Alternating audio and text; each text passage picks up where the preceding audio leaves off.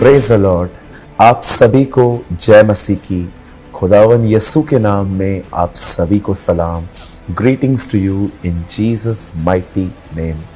मेरे भाइयों, मेरी बहनों, मैं आज के वीडियो नंबर 51 में मैं आप सभी का स्वागत करता हूं।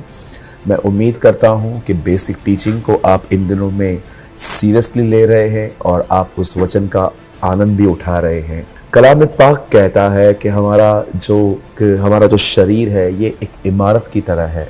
अगर एक इमारत की नींव अगर मजबूत हो तो उसके ऊपर सुपर स्ट्रक्चर भी जो है वो खड़ा रह सकता है। अगर आप चाहते हैं कि आपको मेंटली स्ट्रेंथ मिले तो आपको सही स्थान पे खड़ा होना पड़ेगा, और एक सही स्थान, एक चट्टान प्रभु का वचन है। और आज एक बार फिर से मैं इस वीडियो में आपको कुछ समझाना चाहता हूं जो खुदा ने मुझे समझाया है। आज इस वीडियो का जो नाम रखा गया है वो है तूफान में सोना।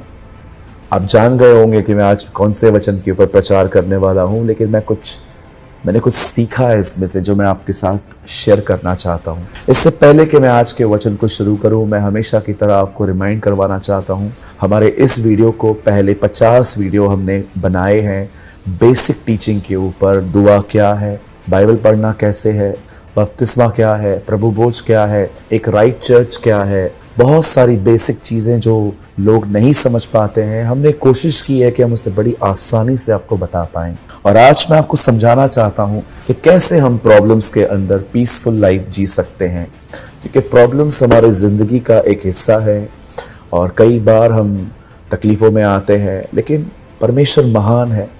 वो अपनी हर तकलीफ में हमें छुड़ाकर हमें एक नई पहचान देता है। क्या आपने नोटिस किया, बाइबल में लिखा गया है उसका नाम यहोवा शालोम, शांति देने वाला है। हम कई बार अशांत होते हैं और वो शांति के लिए आता है। कई बार आपने बाइबल में ये पढ़ा होगा कि उसका नाम यहोवा नीसी है, जय का झंडा। कई बार हम हार जाते हैं, वो जय ले आता है। उसका एक और नाम है यहोवा यीरे, जिसका मतलब है हमें मुहैया करने वाला। कई बार हमारी कमी घटियों में वो आता है और हमें मुहैया करता है। आज इस वीडियो के द्वारा मैं आपको कुछ बताना चाहता हूं। इस समय आपकी स्क्रीन पर एक वर्ड है, लूका का 8वां अध्याय और उसका 22 और 23 वचन। फिर एक दिन वह उसके चेले नाव पर चढ़े और उसने उनसे कहा, आओ झील के पार चलें। अतः उन्होंने नावें खोल दी। जब नाव चल रही थी तो वह सो गया और झील पर आंधी आई और नाव पानी से भरने लगी और वे जोखिम में थे। कुछ लोग कहते हैं जब हम प्रभु में आते हैं तो हमारी सारी तकलीफें सॉल्व हो जाती हैं।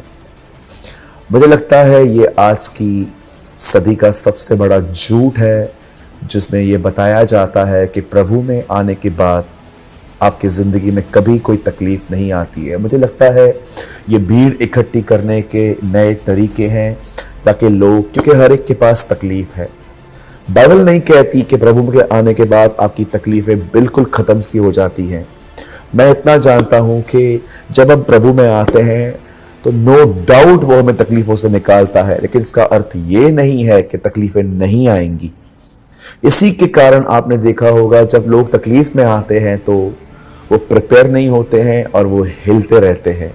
यहां पर लिखा है प्रभु यीशु मसीह झील के उस पार जाने पर था और वो अपने चेलों को कहता है, आओ अब झील के उस पार चलें। जब चेले और यीशु उस बोट में बैठ के उस तरफ जा ही रहे थे, कलाम कहता है एक तूफान उठा, एक आंधी उठी और पानी नाव में भरना शुरू हुआ। मुझे बताइए, अगर यीशु नाव में है तो क्या तूफान नहीं आया? ये एक बहुत बड़ा झूठ है जो कहा जाता है कि आप प्रभु में आओ तकलीफें बंद सी हो जाएंगी। मैं हमेशा ये विश्वास करता हूं कि तकलीफें तो आएंगी, लेकिन खुदा मुझे हर तकलीफ से छुड़ाकर अपनी एक नई पहचान मुझे देगा। बाइबल बताती है उसने फिरौन के मन को कठोर किया और विपत्तियां डाली और इजराइल पे उसने अपने आप को प्रकट किया कि वो कितना सामर्थी है। क्योंकि अगर इजराइली उसकी सामर्थ को नहीं देखते तो उस पर भरोसा भी नहीं करते।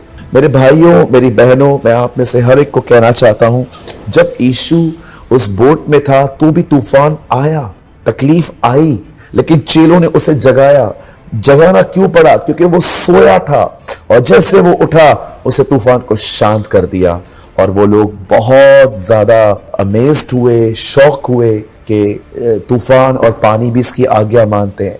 अब मैं आपको एक रहस्य बताना चाहता हूं। चेले डर गए, यीशु सोया था। ये कैसे हुआ? आप जानते हैं, अगर आपकी शांति एक अच्छे माहौल पर निर्भर करती है तो आप कभी शांत नहीं रह पाएंगे।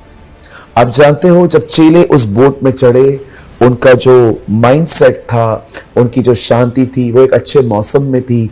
वो जब चल रहे होंगे वो बड़े शांत होंगे क्योंकि मौसम अच्छा था, पानी शांत था। लेकिन जब उनके हालात बिगड़े, उनकी शांति भी चली गई, वो परेशान हो गए और अपनी परेशानी में उन्होंने प्रभु को जगाया। लेकिन क्यों यीशु उस तूफान में सोया हुआ था? क्योंकि उसकी शांति एक अच्छे मौसम में नहीं, उसके स्वर्गीय पिता में थी। मैं आपको कहना चाहता हूं, मेरे भाइयों, मेरी बहनों, आज मैं आपसे पूछना चाहता हूं, आप इन दिनों में किस पर निर्भर हैं? आप इन दिनों में अगर खुश और दुखी हैं तो जानते क्यों हैं? क्योंकि जब तक हालात ठीक हैं हम खुश हैं, हालात बिगड़ते हैं हम बिखर जाते हैं। हमारी खुशी हमारे हालातों पर निर्भर नहीं होनी चाहिए। हमें हर समय खुदावन की तरफ देखना चाहिए और उसमें निर्भर होने के कारण हमें शांति होनी चाहिए। मैं आपको एक छोटी सी बात समझाना चाहता हूं। कई बार हमारी जिंदगी में तकलीफें आती हैं, हम अपनी तकलीफों में इतने मिक्स हो जाते हैं, हम इतना सोचना शुरू कर देते हैं उस विषय में कि वो सारी चीजें हमारे अंदर आके डर, चिंता, एंजाइटी, होपलेसनेस सब पैदा करती है। और कई बार हम सोते भी हैं रात को तो हमारे दिमाग चलते रहते हैं, हम चिड़चिड़े से हो जाते हैं, हम अपनी सॉफ्ट जो एक कोमलता से बात करने का जो तरीका होता है हम वो खो देते हैं। क्यों? क्योंकि हम फ्रस्ट्रेट हो गए हैं। मेरे भाइयों, मेरी बहनों, हमेशा याद रखिए, जब भी आपके ऊपर तकलीफ आए, संकट आए, परेशानियां आए, लोग आपसे दुश्मनियां करें, लोग आपके लिए तरह तरह की बातें करें, विश्वास करिए और एक बात याद रखिए, आपको सीखना है कि कैसे इन चीजों को इग्नोर करके परमेश्वर की ओर निहारना है, उससे दुआएं करनी है, उसकी मदद के आने का इंतजार करना है।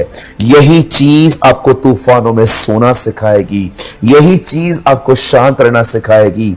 आपको ये बात जाननी है कि आप भले कहां भी रहें, आपका मन उसमें रहे, आपका फोकस वो रहे। तकलीफें तो जब तक आप जिंदा हैं आएंगी, संकट तो आएंगे। आप हमारे प्रभु को ही देख लो, उसके पहले दिन पे ही उसे कहां कहां पर लेके भागना पड़ा ताकि वो हेरोद उसे मार न दे। और आप देखिए उसका अंत लकड़ी पर हुआ, क्रूस पर हुआ। और आज भी उसके संकट खत्म नहीं हुए हैं। वो आज भी इस दुनिया में बुरे से बुरे लोगों को बचाना चाहता है। मुझे लगता है इस दुनिया के अंदर सबसे अंदर टूटा हुआ व्यक्ति जो है वो हमारा परमेश्वर है, जो अपने लोगों को नाश होते हुए देख रहा है। लेकिन देखिए वो गिव अप नहीं कर रहा, वो हर एक को सुसमाचार बता रहा है हमारे द्वारा ताकि वो लोग बचें। हमारा भी यही एटीट्यूड होना चाहिए। मेरे भाइयों, मेरी बहनों, तूफान तो आएंगे, आंधियां तो आएंगी, बोट में पानी तो भरेगा, लेकिन अगर आपका ध्यान खुदा की तरफ से है, आप उसे पुकारते हैं, उसकी मदद का इंतजार करते हैं, मैं आपको कहना चाहता हूं वो आपको तूफानों में भी शांत रहना, सोना सिखा देगा।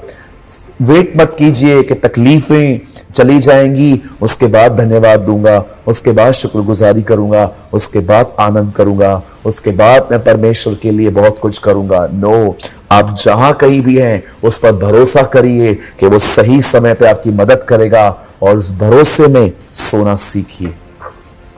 कई बार जब हम रात को सोते हैं तो हम एक पिलो को लेते हैं, एक तकिए को लेते हैं। मुझे लगता है हमारे लिए तकिया परमेश्वर की प्रतिज्ञाएं हैं। आप जानते हो आज मैं इस वचन को क्यों प्रचार कर रहा हूं? क्योंकि मैंने इसमें एक प्रतिज्ञा देखी। यीशु ये नहीं कहता जाओ, यीशु कहता है आओ। इसका मतलब वो हमारे साथ है। मैं यीशु के नाम से कहता हूं, उसने आपको ये नहीं कहा है जाओ, उसने कहा है आओ। वो आपके साथ है और अगर वो साथ है तो इसका मतलब ये नहीं है कि तूफान नहीं आएंगे, लेकिन याद रखिएगा वो आपको सिखाएगा कि कैसे तूफानों में सोना सीखते हैं, कैसे तूफानों में भरोसा करना सीखते हैं। और एक दिन आएगा जब आप सोना भी सीख जाएंगे, वो उठेगा और आपकी तकलीफों को कहेगा शांत हो जा, क्योंकि मेरे बच्चे ने मुझ पे भरोसा किया है। खुदा आपके साथ है। मैं उम्मीद करता हूं, विश्वास करता हूं कि इस छोटे से वचन के द्वारा आपने कुछ सीखा है। और हमेशा की तरह मैं आपको कहना चाहता हूं, मैंने एक आर्टिकल लिखा है हिंदी और इंग्लिश में। आप इस नंबर पे हमें व्हाट्सएप कर सकते हैं। आपको मात्र इतना लिखना है तूफान, और हम वो आपको आर्टिकल हिंदी और इंग्लिश लैंग्वेजेस में भेज देंगे। अगर आप चाहते हैं कि हम इस सीरीज को बेसिक को कंटिन्यू करें तो आप हमें टेक्स्ट करके बताएं, कमेंट करें यूट्यूब पे। और अगर आपने आज के वचन के द्वारा कुछ सीखा है तो भी आप हमें कमेंट करके बताएं। मैं उम्मीद करता हूं कि आप आने वाले दिनों में आप और मैं तूफानों में सोना सीख लेंगे। खुदा हमारे साथ है। जय यीशु मसीह की।